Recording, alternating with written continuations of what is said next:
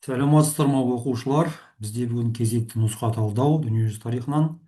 Нұсқа талдайтын Қазақстан тарих дүниежүзі тарих пәнінің мұғалімі, ұбт сарапшысы Хайролла Нұрсұлтан Бөлтірікұлы.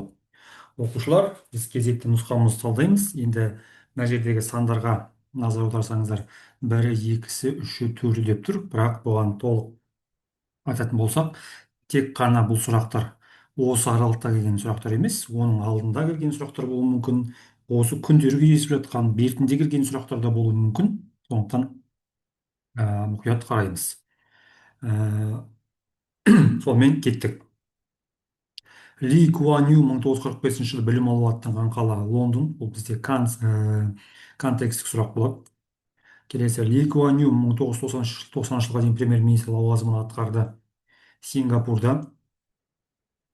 Ли Куан Ю басшылыққа алған идея Азияның жаңғыруы идеясы. Енді алдағы уақытта Махатхир Мухаммед туралы контекст кездесуі мүмкін, иә. Енді бұл Ли Куан Ю, Махатхир Мухаммед, Махатма Ганди, Франклин Рузвельт, Мұстафа Кемал Ататүрік тақырыптарын сіздер 9-шы класспен бірге 11-ші класстың тақырыптарынан да таба аласыздар. 11-ші класстың 2-ші бөлімі. Келесі, 4-ші, электроника саласының өркендеуі жұмыссыздық мәселесін шешіп, аса ірі экспорт жасаушыға айналдырған ел Сингапур. Біз әрбір инвесторды құрметпен қарсы алдық. Біз жан тәнімізбен жұмыс істеп, оның өндірісті бастауына көмектестік деп жазған мемлекет қайраткері Ли Куан Ю болады. Келесі, 6-шы сұрақ. Сингапурда салық салынған шеттен келетін тауарлар, спирттік ішімдіктер, темекі, мұнай өнімдері, автокөліктерге салық салынады. Келесі, 7. Сингапурда сапалы жұмыс күшін қалыптастыру мақсатында жасалған реформа. Сапалы біліммен қамтамасыз ету. 8. Англиядағы темір жолдылар әскерінің жетекшісі Оливер Кромвель. Келесі, француз тілін мемлекеттік тіл ретінде бекітті бірінші Франциск. Орта ғасыр сұрағы, иә. Осы сұрақ мысалы қайталанып жатыр. Алдыңғы нұсқа талдауларда да болды.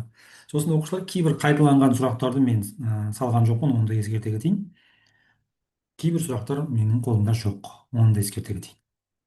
10-шы, Құдайдың қамшысы атанған, бұл Аттила еділ патшайы, мұндар тақырыбынан.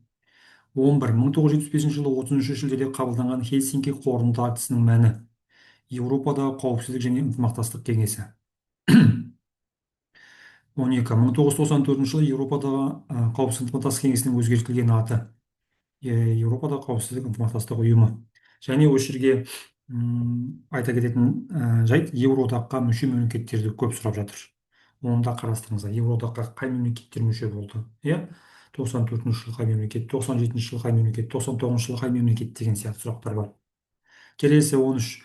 1951 жылы құрылған Анзюстың құрамына кірген елдер, міне жиі кездесіп жатқан сұрақ. Сәйкестендіру сұрағында көп кездесіп жатыр. Мен бұл Анзюс туралы, Сенто туралы, Сеата туралы TikTok парақшама, Instagram парақшама салған болатынмын. ақш, Аустралия, Жаңа Зеландия. Келесі, 14. Қырғи-қабақ соғыс жылдары құрылған әскери саяси ұйымдар мен оған мүше елдерді сәйкестендіріңіз. Міне осы сұрақ қой.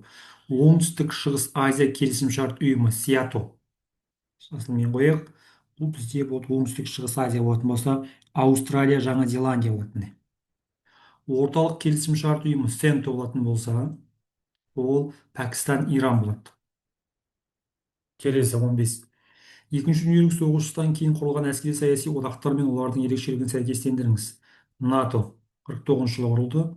НАТО бізде Батыс Еуропаға көптеген америкалық қару-жарақ жеткізді болады. Варшава шарт ұйымы 1955 жылы құрылды. Бұл бізде мүше болған елдерде кеңестік әскерлер орналасты болады. 16. Екінші дүниежүзілік соғыстан кейін құрылған әскери саяси одақтар мен оларға мүше болған елдерді сәйкестендіріңіз сұрағы. ақш, Аустралия, Жаңа Зеландия. ақш, Аустралия, Жаңа Зеландия бізде Анзюс болады. Түркия, Ирак, Пәкістан, Иран, Ұлыбритания. Бізде болады Сент ұйымы болады. Міне осы жерден шатасып кетпеңіздер. 0 балл қалаңыздар, екені өсіріп қойсаңыздар. Бұл 9-шы сыныптың кітабы, иә, жаңа заманның, қазіргі заманның 2-ші бөлімі.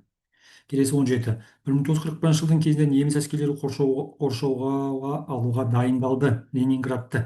кешегі күзінде деген сұрақ келсе осыны қоясыңдар. Ал енді маусым айында, жаз айында уже Мәскеуді алуға болады. Мысалы Мәскеу операциясы тайфун деп аталады, иә. Жалпылама ксро басып алу жоспары барбаросса деп аталған деген сияқты. Жоспарларды жақсы біліңіздер. Келесі 18. 1941 жылы кеңес герман майдандары шайқас болған жерлер Мәскеу, Смоленск және Ленинград болады. Міне осы жаңа сұрақ кезіп тұр. Көп вариант түсініп тұр. Келесі 1942 жылы кеңес герман майдандары шайқас болған жерлер бізде Сталинград, Қырым, Севастополь болады.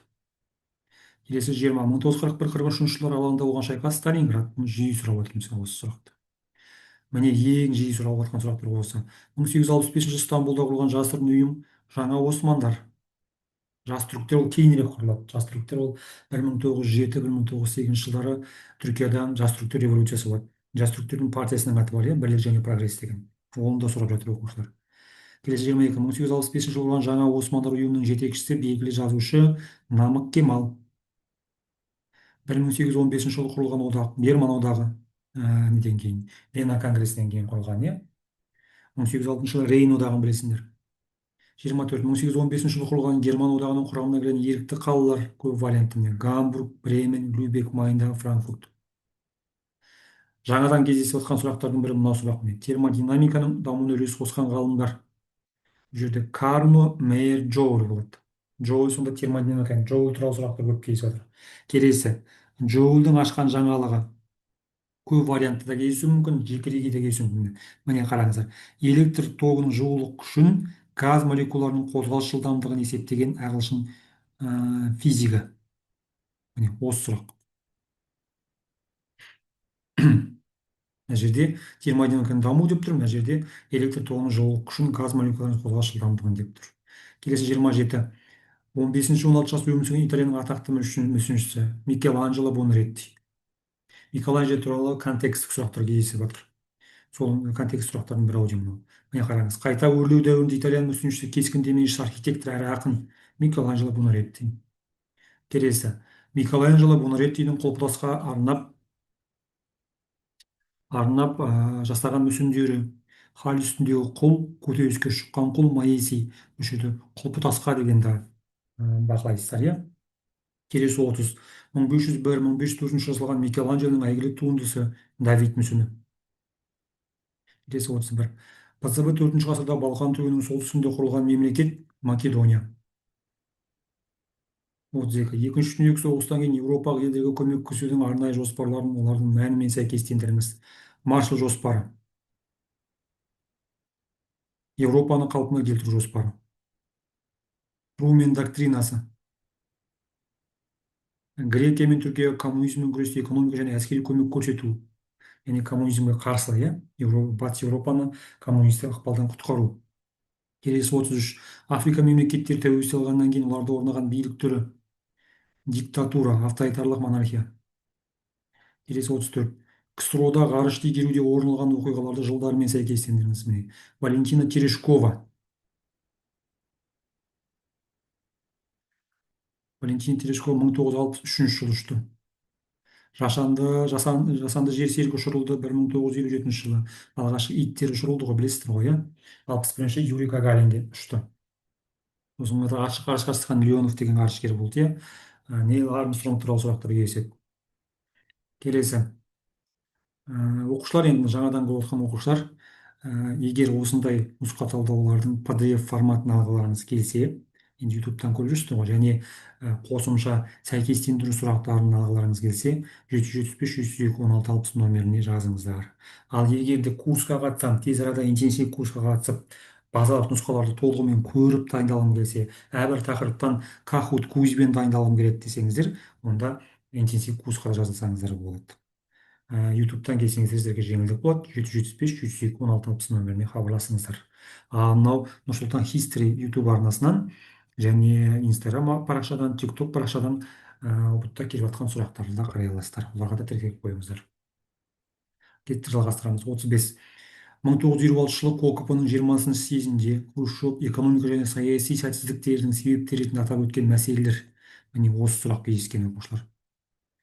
Көптеген слив каналдарда бұл сұрақты айтқан жоқ, мен оқушымын. айтты осы сұрақтардың кез келгені. Заңның бұзылуы және жаппай қуғын сүргін, отан соғысы кезіндегі сталиннің қателіктері, жеке шешімдері, партиялық басқарудың жөнді қағидаттарының бұзылуы. Оқушым нөл балл алып қалыпты. Келесі 36. 1962 жылы ксро да бірыңғай техникалық саясат жүргізу мақсатында құрылды. Салалық комитет, мемлекеттік комитет.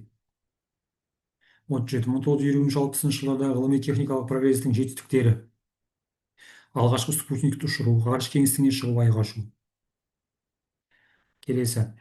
Гендік инженерияның негізін қалаған ғалымдар, бұл жиі кездесіп жатқан сұрақ, иә міне. Крик, Уилкинс, Уотсон. Келесі. Кибернетиканың негізін қалаған америкалық ғалым Винер. Кеңес ғалымы Рапопорттың ашқан жаңалығы супермутаген. 9 сыныптың соңғы параграфтары. 41 мінез 9 сыныптың соңғы параграфынан сұрақ. Қос индустрия қоғам сипатталады. Жоғарғы технологиялардың аса маңыздылығымен, қоғам өмірінің барлық салаларының ақпараттандырылуымен. 42. Біздің заманымыздың бас кезінде маялықтарда пайда болды. Жазу. Маялықтар туралы контекст кезет немесе жекелей сұрақтар келуі мүмкін. Астрономия саласында нәтижелі табыстарға жетіп, бір жылда 365 күн барын есептей білген американдық үндіс тайпалары, маялықтар. Ең алғашқы нөл санын енгізген майя. Енді осы жерде ондық санау жүргізген енгізген ол үнді халқы болады. Енді үндістан. Ал нөл санын енгізген десе маяны қойыңыздар.